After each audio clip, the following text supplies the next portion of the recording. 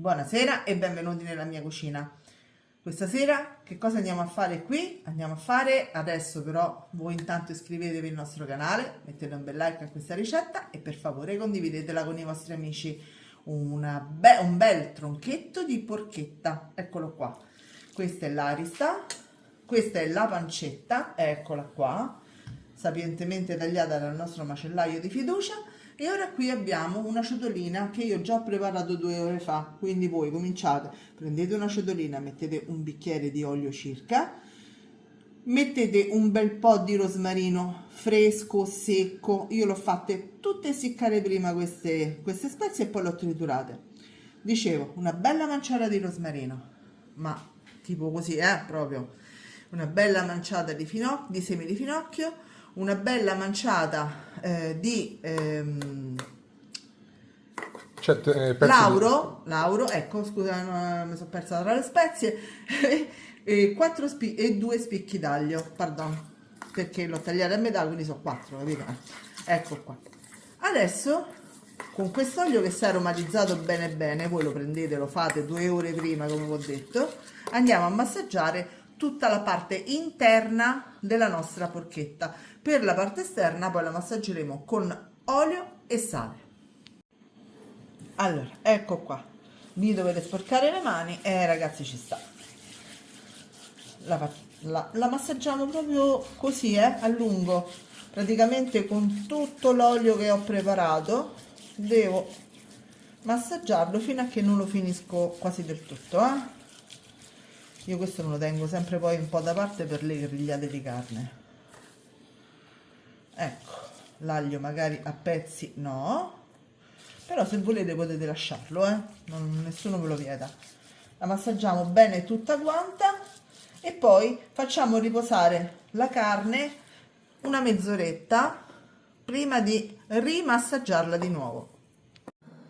Allora, adesso che è passata una mezz'ora andremo a rimassaggiare di nuovo la carne con questo olio che avevo preparato in precedenza. Nel frattempo ho fatto la farcia, perché comunque va riempito di erbe aromatiche e aglio. Quindi ci servono per la farcia 130 grammi di sale fino per questa quantità, 30 grammi per ogni chilo di carne, poi 5 spicchi d'aglio, una bella manciata di semi di finocchio o finocchietto selvatico se lo trovate, ragazzi, molto meglio, sinceramente.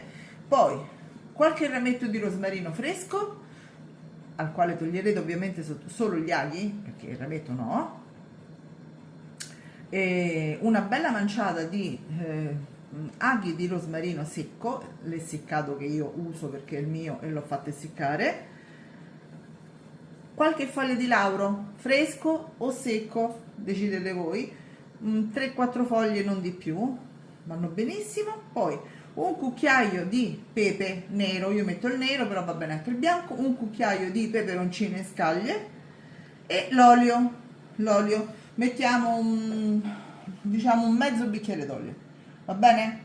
Adesso con questo io lo vado a mettere nella ciotolina e andrò a massaggiare di nuovo tutta la carne. Questo è il terzo massaggio, perché adesso vado a rimassaggiare con questo, faccio riposare altri 30 minuti e poi vado a massaggiare con questo.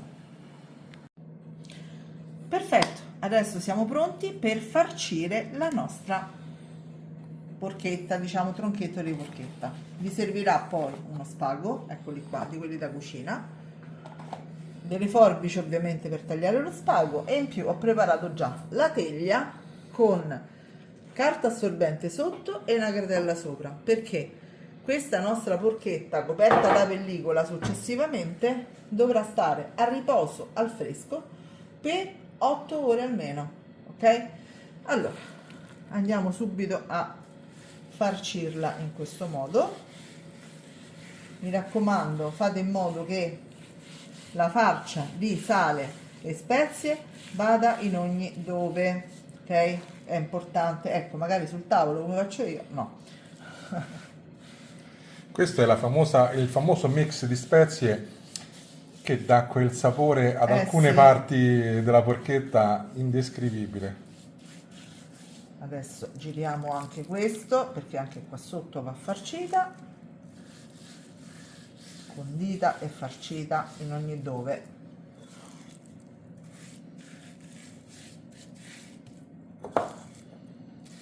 Fatto questo, la vado a legare. Prima mi lavo le mani però, perché mannaggina. Ah, questo mix fa benissimo alle mani a proposito, così tanto per fare tipo scrub, esatto. Lavo le mani, ci rivediamo tra un attimo. Allora, ecco qua, io già ne ho fatti due, prendete tutti i legacci, diciamo, di spago di questa dimensione, passate sotto, ecco qua, deve essere bello tirato e a distanza di circa 2 dita uno dall'altro. Dito? Un attimo. Sì, perché lui mi aiuta tenendo lo spago fermo. Vai, e che poi ho le mani unte, quindi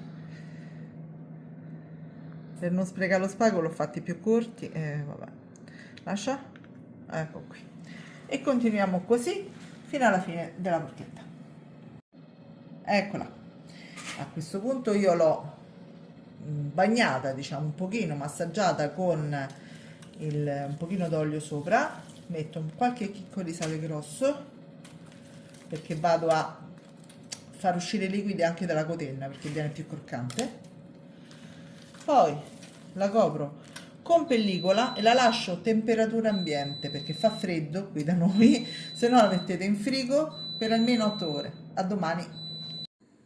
Sono passate 8 ore, a questo punto andiamo a togliere la pellicola e anche la carta assorbente da sotto. Adesso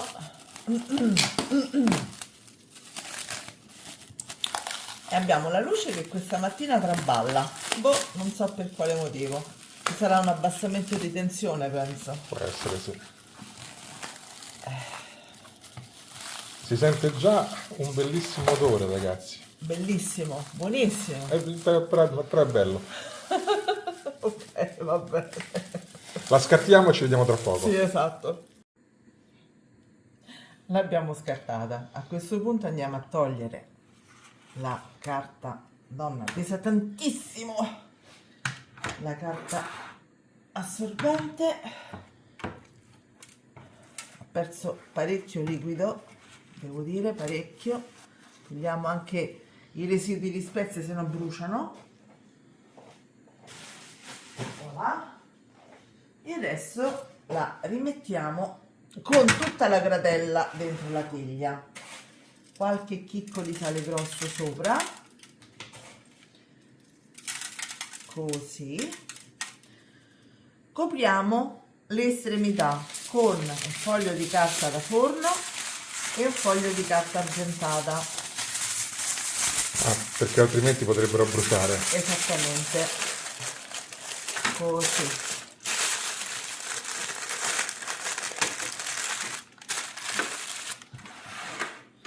E anche da questo lato. Poi la mettiamo in forno per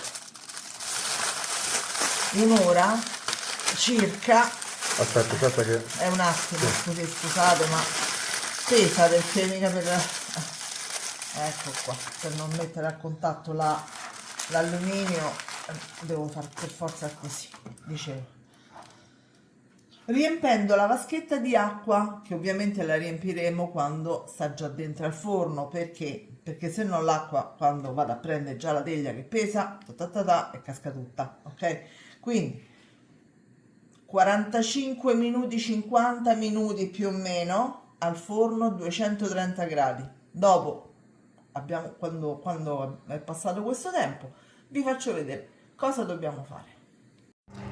Allora, è finito il tempo, adesso cosa dobbiamo fare? Togliere la carta all'estremità e calcolare un'ora di cottura per chilo di carne, quindi 4 kg, 4 ore, 5 kg, 5 ore, a 160 gradi, la lasciamo lì come vedete nella parte più bassa del forno e ci rivediamo quindi a fine cottura.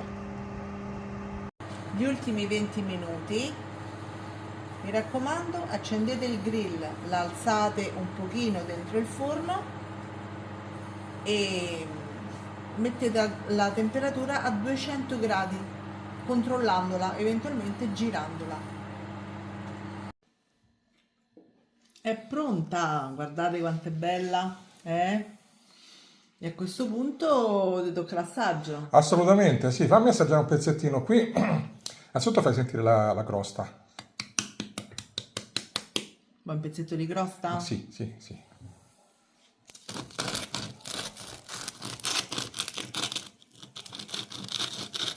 Questa sì che è crosta croccante. Sentite un po'. Meravigliosa. Ragazzi, provate a farla perché è una soddisfazione enorme. E noi ci vediamo alla prossima. Ciao a tutti! Ciao!